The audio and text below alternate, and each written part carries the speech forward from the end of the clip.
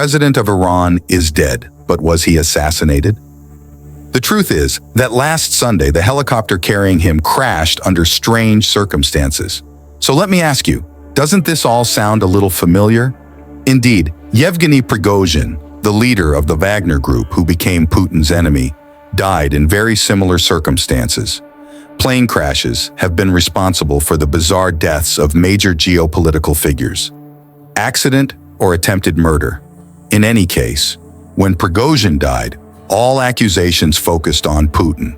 And now, with the fall of Iran's president, many are pointing to a possible culprit, Benjamin Netanyahu. I don't think I need to emphasize too much that if there is one thing that has been setting the international agenda in recent months, it is the continuing row between Iran and Israel. Pay attention, because I'm not just talking about organizing airstrikes like the missiles launched by Iran, which have been announced everywhere. I'm talking about a much larger conflict in which proxy groups play a fundamental role. Hamas, Hezbollah, Houthis, Palestinian Islamic Jihad, in short, countless Iranian-controlled or supported groups have become a headache for Israel. So knowing all this, all the pieces fit together. If Israel kills the president, it could unleash internal power struggles, overthrow the command, and ultimately seriously destabilize its worst enemies, right? Well, don't go too fast, because if things were that simple, we would witness helicopter crashes every day. At least here we must take into account two things. First, does Israel really have the capacity to assassinate the Iranian leader? And secondly, does this outcome actually benefit them? Well, let's take a look. We all know that the Israelis have military technology that even Doomslayer himself and the intelligence agencies would struggle to fool. What seems clear is that the helicopter was not hit by a missile, drone, or any other attack device. If it was an attack, it was most likely sabotage. Well, according to some theories doing the rounds on various networks, it could have been a rocket that no one saw, because the day of the event was more foggy than Silent Hill. The problem is that the radar and infrared systems do not have this problem, and no one sees anything. Which, by the way, leads us to a much simpler explanation. The flight conditions were so bad that the trip was reckless. But let's go back to the theory of surface-to-air missiles. Sounds simple, right? Mossad placed an effective bomb on the ground to fire at the helicopter as it approached. Well, the problem is that this theory has more holes than Swiss cheese. First, troops on the ground will have difficulty detecting the helicopter. And second, we have to take into account that not one, but 3 helicopters flew in the president's motorcade. This is very common at the highest levels of power.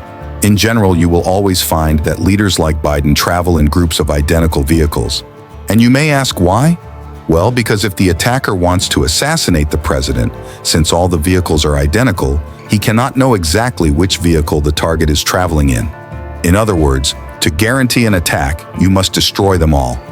And believe me, if destroying one armed vehicle itself is difficult, then destroying several of them is almost an impossible task.